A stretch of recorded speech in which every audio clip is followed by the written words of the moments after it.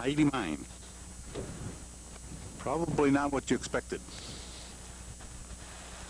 but this is a working mine, and Ed's hoping to have a profit this year. If you want, there's no problem.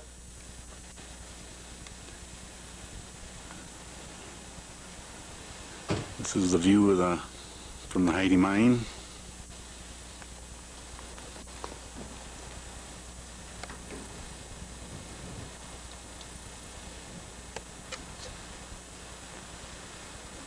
There's a prospector right there.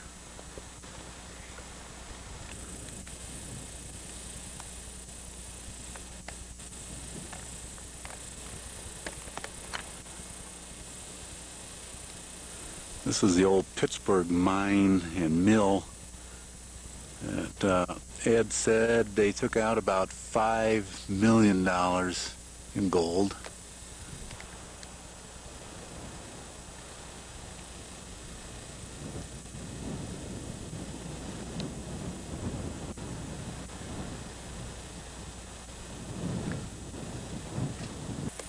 Couple of hard hats here. This is all high-grade ore. I don't know if you can pick up the gold fleck in it, but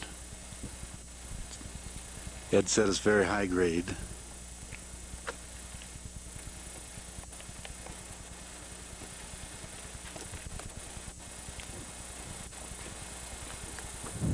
You're in the heart of the Colorado mineral belt.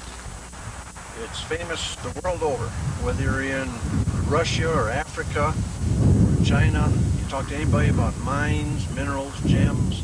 You mentioned you were in the Colorado mineral belt, they know exactly what you're talking about. It's about 30 miles wide. It goes from the town of Boulder, Boulder right up here, southwest, northeast, southwest, to the extreme Four Corners area of the southwest corner of the state of Colorado. That way south? That's southeast. Whew, I turned around. That's okay. Southeast. So the Colorado Mineral Belt goes this way, and you're right in the heart of it. We have a couple mines here that are famous producers. This head frame you see here is from the Pittsburgh mine. They've been working up until about the 70s. They took out $5 million in gold there. This is primarily gold country. You see the metal building about a third of the way up that opposite hill? That's the Nottoway. They took about $5 million in gold out of that too. The major veins in this area, and I'm just talking about Central City, Black Hawk to Idaho Springs, are northeast, southwest. It's this direction. The Pittsburgh vein, northeast, southwest. This is the one they took $5 million in gold out. The Nottoway vein is about 200 feet away, northeast, southwest. The Hidee vein, that's the one we own and operate, is between these two. So this is the Hidee vein, and that's northeast, southwest. So 100 feet on each side of us, $5 million producers. Okay, the Hidee vein started work. The Hidee mine company about 1900. They went down 300 feet. The nomenclature for a level is the depth from the top of the shaft. We're going to go in at the 135 level horizontal, which means you're 135 feet from the top of the shaft. The Hidee people just sunk the shaft. At the 200 level, they found good ore, about 5-ounce ore. At the 300 level, they found 7 to 13-ounce ore, 13 ounces of gold, which is excellent ore.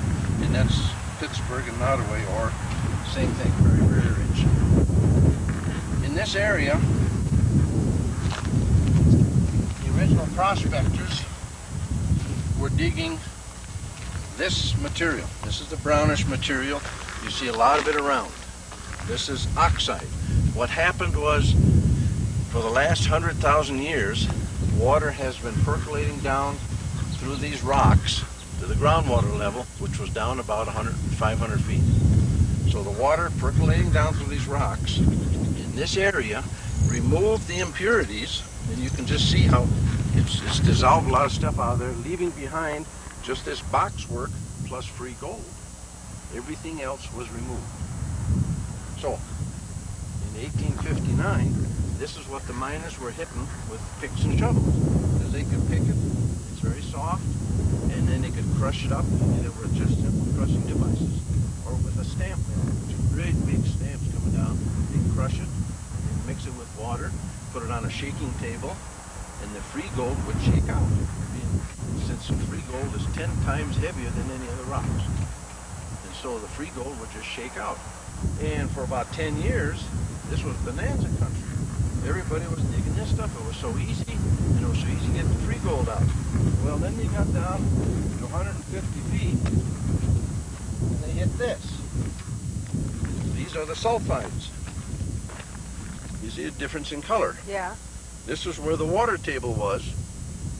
So the water came down this far, and of course it didn't dissolve anything else out because this is where the water table was. The water table now, by the way, is 500 feet down. So the mine's perfectly dry. But so they hit this stuff, which assays much better in gold. See it. Yeah. And so they'd stomp on it, and nothing happened. Because in this area, Black Hawk Central City, the Hidee Springs, the free gold and the iron pyrite, the fool's gold, is chemically combined. It's not a mechanical attraction, it's chemical. So they'd stomp and stomp and stomp and nothing would happen. And they just about went broke. For the next 10 years, everything was dead. There wasn't a miner around. So you got rich ore, what are you going to do with it? You can't get the gold out. And a fellow by the name of Nathaniel Hill came from England, where they were using smelting in the tin ovens back there in England. Smelting is roughly where you heat it up to 1800 degrees, and the sulfide, iron pyrite, goes off as a vapor. It's very simplified explanation, but that's essentially what it is. So when he came over here, a bunch of the miners got him over here, and he developed a smelting process down in Black Hawk, set up a smelter, and they started treating this ore that way. Well, then it was to Katie Bond. So this ore has to be smelted because the gold and the fool's gold is chemically combined. You are trainable. Yeah. That's good. Yeah. Okay. So. Did the water do the chemicals? I mean, is that? No, this is the way it was deposited originally. Okay. 50 million years ago is roughly when this came up from below. Okay. Was deposited. Okay. Now, you'll get chunks of this home, and people are going to say, oh, shoot, I'm smart enough, that's just fool's gold. We have to convince every kid that comes along here, because they've been taught about fool's gold. Yeah. Many prospectors in the 1860s came through here, found outcrop of this, and they said, shoot, I'm smart enough, I know that's fool's gold, and they throw it away, you know? And then you got a $5 million producer there and a $5 million producer there, exactly the same stuff. They were just throwing away wealth because it's chemically combined. So when you take your specimens home, and you can take home all you can carry, or a truckload, I don't care, because we got 100,000 tons of it here. Don't let anybody tell you it's just fool's gold, because up here again, fool's gold and the real gold is chemically combined together. Okay. You won't find one without the other. You won't find real gold without fool's gold. You won't find fool's gold that doesn't have any real gold in it. Is that someplace else that it? I'm just talking about this area. Yeah, Cripple Creek, it won't be the same. Durango area won't be the same. Aspen, it won't be the same. But that's just this area here. Okay. Now, as long as you got the thing, this is a Mountain Majesty, and this is purple. See again the blue sky. When Mrs. Lee wrote, "Oh, beautiful for spacious skies, for ever ways of grain, for purple mountain majesties," she was talking about the mountain majesties that are purple. So now you're going to take a purple mountain majesty home. Thank you very much. There. Okay, we'll be underground about an hour.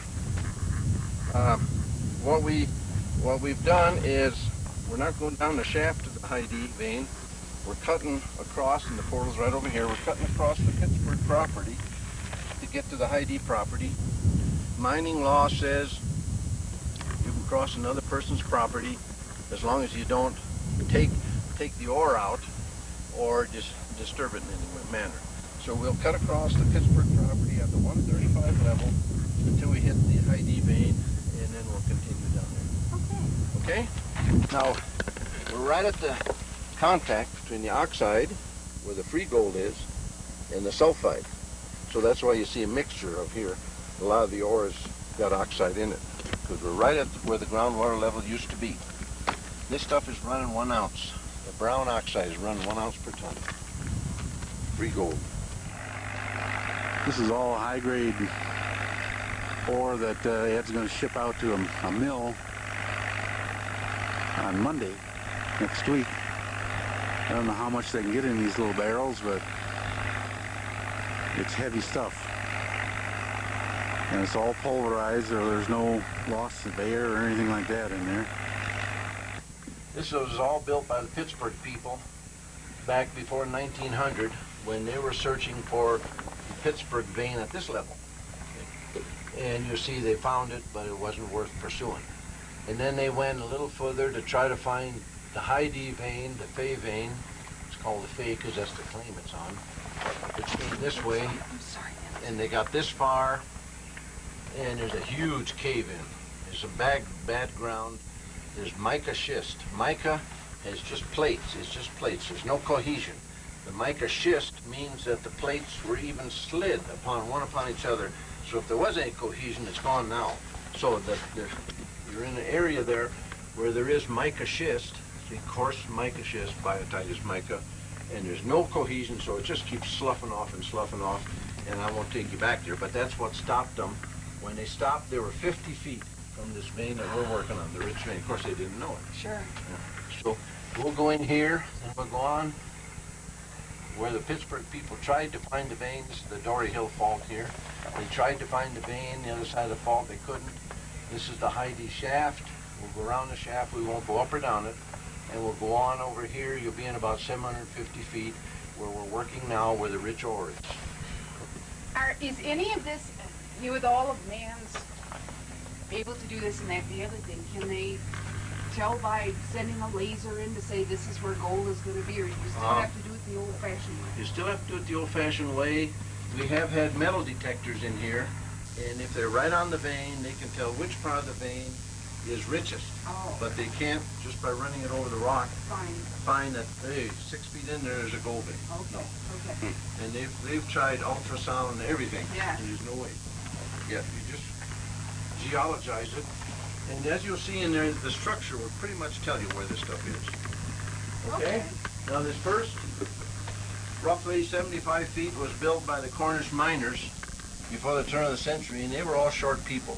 So you gotta sort of walk stooping, I think.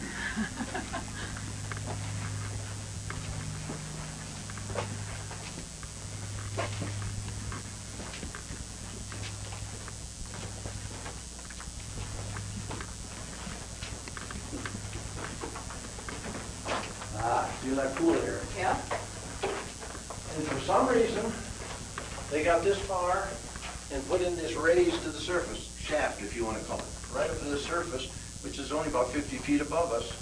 We have no idea why. They didn't need it for ventilation. They're close enough to the portal. Yeah. There's no vein here. We have no idea why they put this in, so we blocked it off. Otherwise, the rain would come in, you know, and as you can see, it made a mess of everything, so we plugged it up. Now watch your head yet.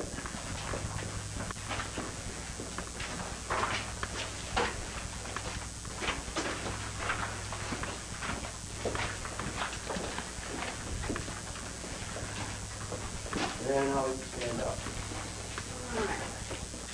The previous owner wanted to work the 200 and 300 foot levels, and that would be by shaft. So these are ore buckets that you lower down the shaft. You load it with ore, you bring it back up to this level, dump it in the trammer, and haul it out on the dump. Ore buckets that he was going to use. We're going to sell it because we have no use. We're not going to go shaft work. I don't care to do that. It's just sitting in there because there was a little thing there. The shaft isn't right around. No. This is just storage. Place to put it. Now you can stand up. You'll notice the markers on the ventilation pipe. You're in 240 feet. That's what the markers signify. Okay. This is vent pipe. After we blast, we push fresh air in to get the fumes out. Otherwise, we don't need any ventilation because the shaft that's in there now is plenty of ventilation. Provides natural ventilation. And over at the junction, this is where the Pittsburgh people went to try to find the vein at this level, at the 135 level. See, they had ore tracks, had ore cars here, and if you can see way back at the end by the ladder, that's where the big cave-in is. Oh, okay. They did hit the Pittsburgh vein roughly from here over to here. We'll go in this far. It's starting to get muddy here. And here is this expression of this end of the Pittsburgh vein. See the pyrite? Oh, yeah. See? Maybe 20 seconds. I don't know, you got enough light in there to see that or not? It's out there. Yeah. That's the Pittsburgh vein. It didn't prove rich enough to work. And so they said, well, let's go on, see if we can find the Hidee vein. Now this is muddy because we're in that mica schist. We put these timbers in to keep the roof from falling down on us. But it's muddy all the time because it's about 100% humidity in here, and that mica schist just turns to mud. Looks like animal prints or not? That's Bruno. Bruno. It is animal prints. Okay. Yeah, he comes in your own time. But you see the ladder back there, there's the massive cave-in. Now, this is Pittsburgh mine, yeah. Yeah, this is Pittsburgh property, yeah. And they're not mining it at all, No, so... no. So we have the rights to do with what we want, as long as we don't disturb it and take away anything that's of any material value. We Right. do store stuff way back in there. Ah, okay. And I should mention one more thing about the ore, is that in this area again, this area alone, where there's more copper, there's more gold. So the reason I mention that is the further back you get in here, the greener the walls become, and that's what spurred them on. Even though they were in bad ground, they knew they were close to the gold vein because the walls were getting green. And back there by the ladder, there's a seep coming out that really excites the gem collectors because it's just a beautiful emerald green. It's a great big coming out. Well, we don't want to go back there because we get feet all muddy. Yeah. Okay, so they got that far. Remember now, at the same time, they're taking out $5 million worth of gold down to 500 level, which is right below us. Okay? So they said, let's give that up. Let's go to the Dory Hill Fault and see what the Pittsburgh vein looks like at the Dory Hill Fault. Theoretically, the fault itself has very little mineral, but it was the pipeline that fed all these veins that stop at the fault. Okay? Okay. You taking notes? Uh-huh. Okay. I had our garage mechanic taking care of our cars for 20 years. He's got a couple of cute little girls, and they came up here. One was about, 5 years old, cute little blonde, and I was giving her the lecture, and she's, wow, she was so excited.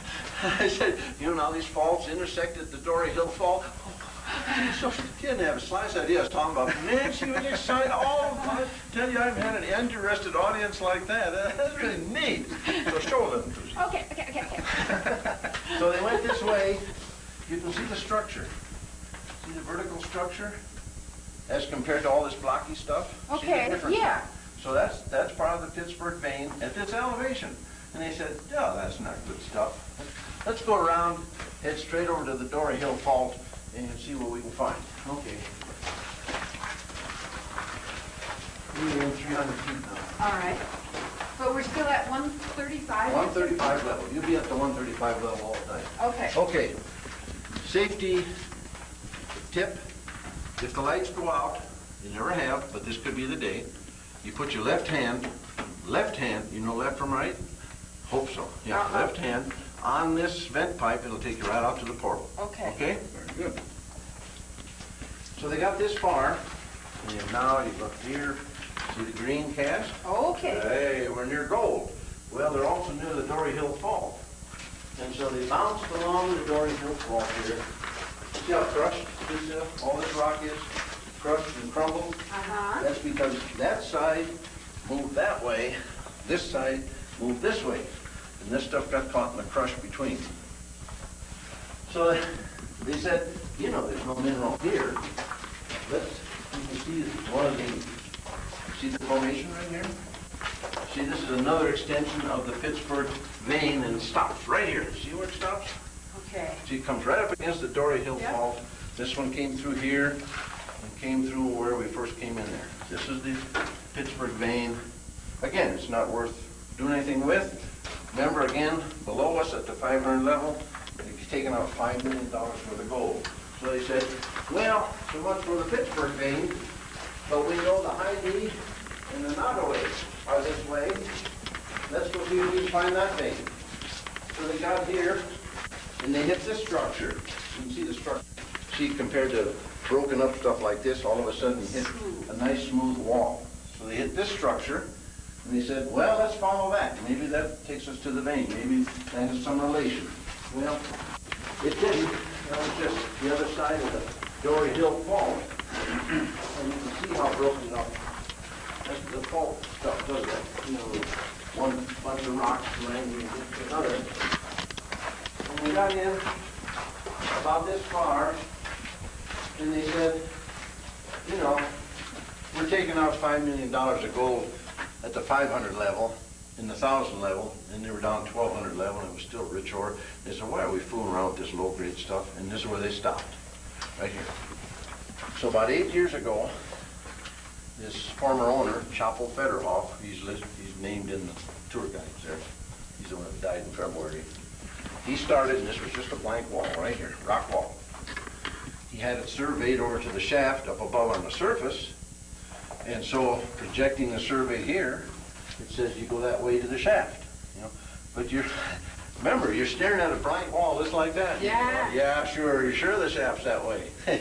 Okay, so he and the crew start drilling and shooting, and they put all this in.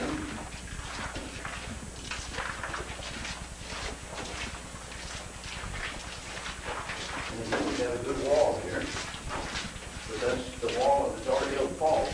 And then they hit this one. And they said, I bet this is the formation that they sank the Hidee shaft on. They knew they were close. So if they followed this right in, and the shaft's right over there, and you'll see it in just a minute. So they hit it within about an inch, he said. So that's good. Okay, they knew the vein they wanted was on the other side of the shaft. And they didn't want to haul across the shaft at this level, so they built a runaround. And in doing so, we hit another vein here. You look at it. It came here, see it up in the ceiling, the roof. Miners call this the back. Comes right through here. You can pick it up here. Okay? Oh, yeah. Okay. You come over to here, and you get over to here, and you start finding almost free gold. It's so rich. Oh, look See? at that. Isn't that beautiful? Where is that? There we are. So, It's very heavy ore. that's good ore. It's coming through here, and it's time now. We're past the shaft, so he wanted to head toward the vein, and he widened it out to here. And this is the other end, the other side of the Dory Hill Fall. You This can all- just see it. This all gold. Yeah. And see the green, the copper? Okay. So you know it's fairly rich. And where it gets darker, like in through here, it gets richer yet. So this is all good ore, but it's not very thick. It's not worth mining. It's more, we like to keep it for the tourists to look at. Done. That's you. And there's this is my little display of the dynamite and the fuse and the caps that we use. We still use cap and fuse and regular dynamite, 60% dynamite. I find it is a lot safer. I've been at this now since '55. It's over 40 years and never had a misfire. And so this is, I stick to what I know. Okay, you follow this vein here. Okay, see it here? Isn't that beautiful? Yeah. Goes to here, falls down to here. If you remember when we stopped at the big parking lot for the buses, you saw the sign, north portal of the tunnel? Yes. This is the south end. 700 feet that way is that sign. Okay? He was gonna park the buses out there, and then the people were gonna come down here, and oh man, we had dreams. He's gonna have a gift shop in the museum out there. Here's a guy, 85 years old. But you got dreams, what else have you got? Why not? Why not? You He bet. was broke, Yeah. you know. Turns out his kids inherited a lot of debts, so I've been trying to help him get out of debt by selling a lot of the equipment we don't need. Yeah. Okay, so we hit it this way. Going across a vein is called cross-cutting. You put in a cross-cut because you're cutting across, see the veins are going northeast, southwest like this, Okay. and you cut across them, so this is a cross-cut. If you may notice that down at the junction, it was called the Pittsburgh cross-cut. Yes. Yeah, because it was cutting across the veins. Okay, but we've connected up at the shaft here. This is the standard two-compartment shaft. The night crew's still down there. Can you see the lights down? See the lights down there? See the light? That's down at the 200 level. See way down there? Holy cow. Yeah. This is standard bucket, goes down to the 200 level. The workers down there load it up with ore, bring it up to here, you dump it into the trammer and haul it out. This is the other compartment, is the ladder that goes down to the 200 level. It's well ventilated, we got vent pipes down there. The 300 level does not have enough oxygen, we need to put more vent pipes down there. Are you working this? No, I don't like to. Down there, every time you blast, there's 100% humidity, and the walls are just a mass of mud because the blasting dust that goes down the walls. The back is a mass of mud. You're walking in mud, and you can't hardly see the vein unless you really wash it off. And who wants to do that? And you'll see in just a minute why we prefer working here. Yeah. But the ore is richer there because the 500 level of both the Pittsburgh and the Nottoway, extremely rich ore. The 300 level here, they were running 7 to 10 ounces of gold. So we know it's rich there. And that determines our strategy on this vein, that I'm putting in a decline, which means not down, but a nice gentle grade. Yeah. And the old former owner had a laboratory here. He experimented with extracting different methods of extracting gold out of the ore. You know, he was on oxygen, he had nitric acid here, and cyanide, acid, and all that. Gee, you couldn't get within 30 feet here, it smelled so bad, but he was on oxygen, didn't bother him. Okay, any questions about the shafts? I don't want any part of that. Now, the previous owner was about 4'8". His nickname was Chapo, which he said was Spanish for short, or tiny, or small. And everybody, Gilpin County, Collectorate County, they say, who are you working with? Oh, working with Chapo. Oh yeah, how's it going up there? Everybody knew Chapo in both counties.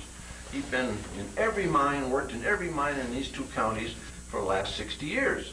And so everybody knew Chapo.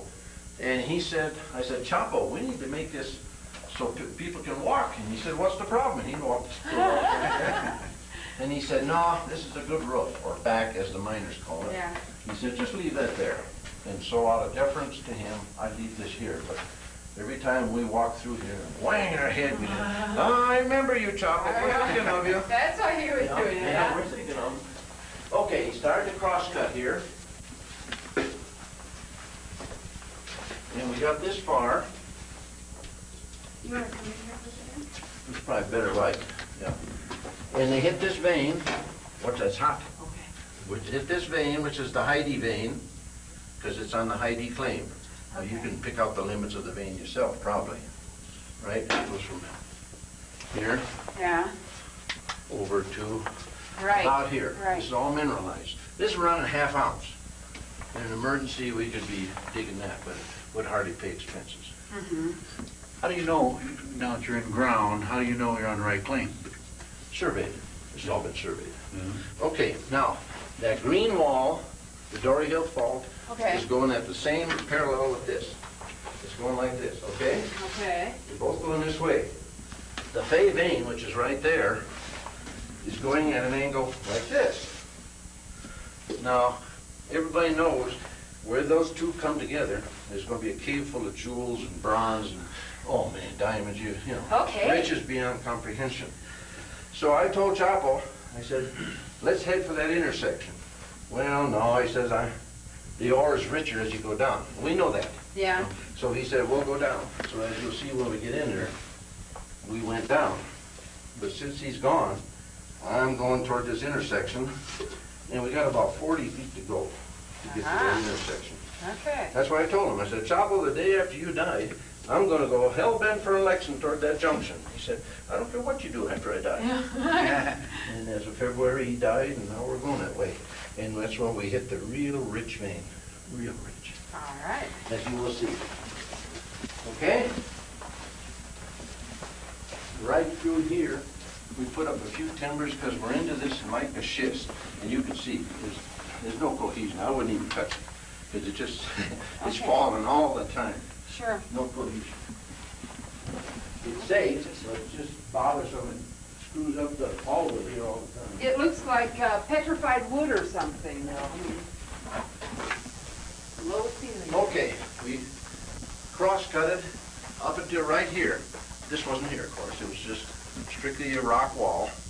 And right here, we hit the 18-inch wide vein that went this way, roughly, again, northeast, southwest. Okay, had it assayed, ran 3 ounces a ton. Good rich ore. Yeah. Okay, you say, what are you gonna do? You go up, down, this way? Well, let's try that way. So we went in this way, drilled and shot. You can see the structure, you can see the vein, and it went from 18 inches, where the hoist is here, the light, got down to 12. By the end of the ladder was 6. In the face, it's about 3 inches. Okay. So we said, now 50 feet that way is that major cave-in that the Pittsburgh people hit, see? Just to orient yourself.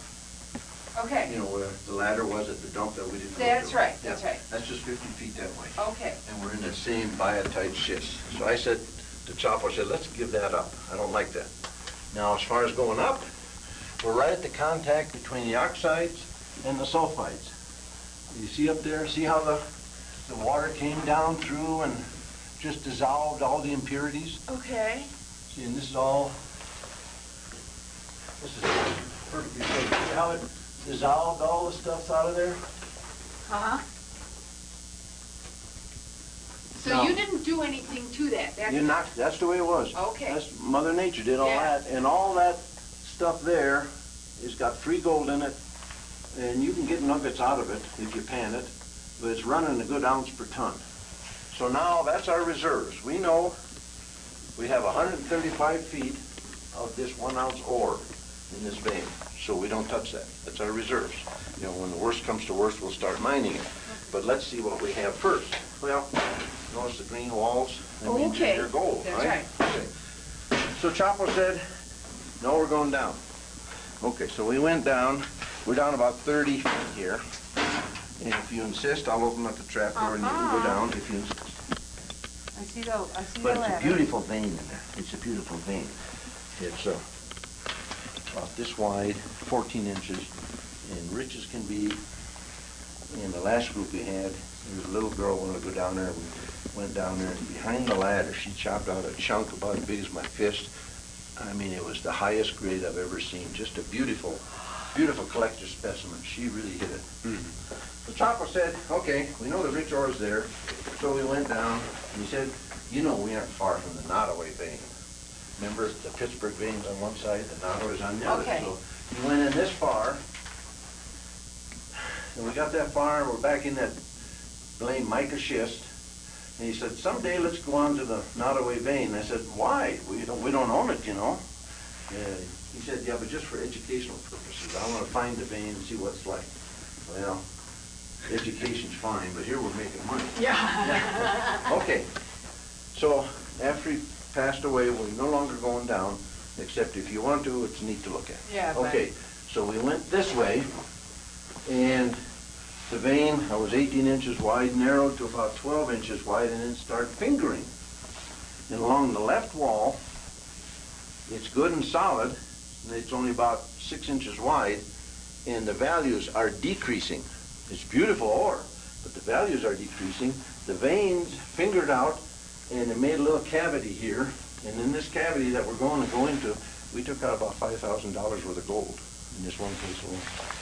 So, maybe both of you can fit.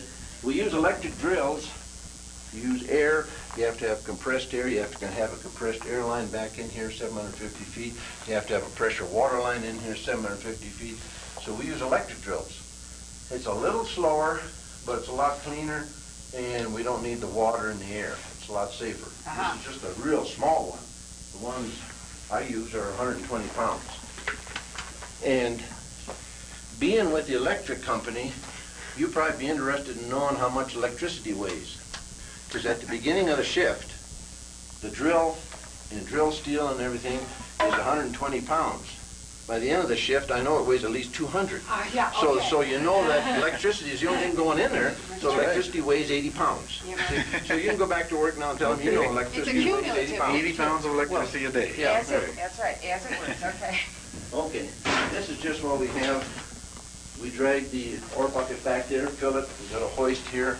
It comes this far, the trammer backs up here, and we dump it right in the trammer. That's all this is for. Okay. So just watch your step here, I don't want you slipping down here. Let me brush it off just a little. Grab this little one. Okay? This is where we're working right now. Camera here. I'll just stand right here right now. Okay. The richest vein came off at this angle. And see the ore right there? This is the stuff running 3.5 ounce, way up to the top here. Goes down here, it's down on the floor. We're standing on 4 feet of muck here. 4 feet of muck right now. We need to clean all this out. The vein, this is the far wall, so we know the vein doesn't go that far. We still have mineral here to here, so it's about 4 feet wide. This is your ore. Isn't that beautiful stuff? Yeah. And this is the oxide now. This is all oxide here. Take that home, crush it, you get nuggets and free gold out of this, 1 ounce per ton. Now, I think I'm either going to use this as a new roof or this, and we're going to go down this way because we know the deeper we go, the richer the ore gets. But we also know that 40 feet this way is the junction with that Dory Hill Fault, and that's where we're going to bust into the cave full of jewels and gems and rubies. All right. Now, this, So go ahead. I was going to say the turquoise that you're talking about, the coloring is there, Yeah. but this isn't the type that they use for, is that what they polish up to, or is this not as strong, you know? No. This what's forming this is it's leaching out of the rocks. See, so it's just a coating.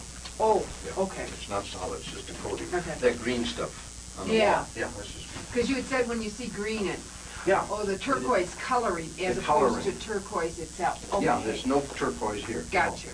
So if you want to chop some ore right out of the face here, Oh, a lot of people have tried. Right here at my foot, this is high grade right Yeah, here. yeah. Go ahead and pick at it. okay. How do we, now, is there a And all the rhyme or sample, reason?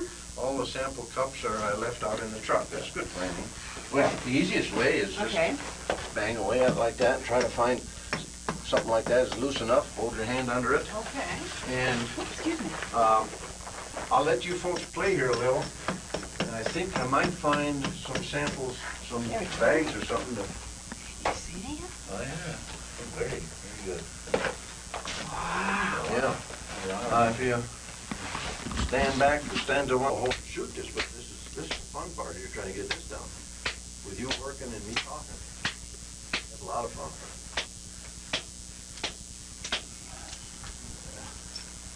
It's not going to come. Well, why don't you see what happens? What happens if you tap it right along here? Maybe they get this chunk out.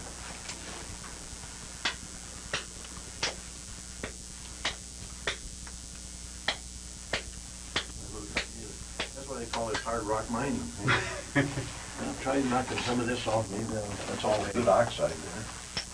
See, it all goes down in here, and this all goes out. We process it anyway, so it's not lost. There you go. That's a lot softer.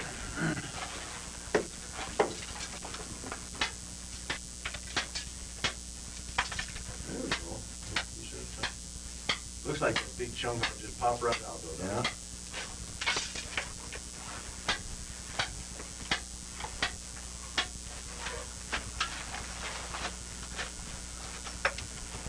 You gonna come or not?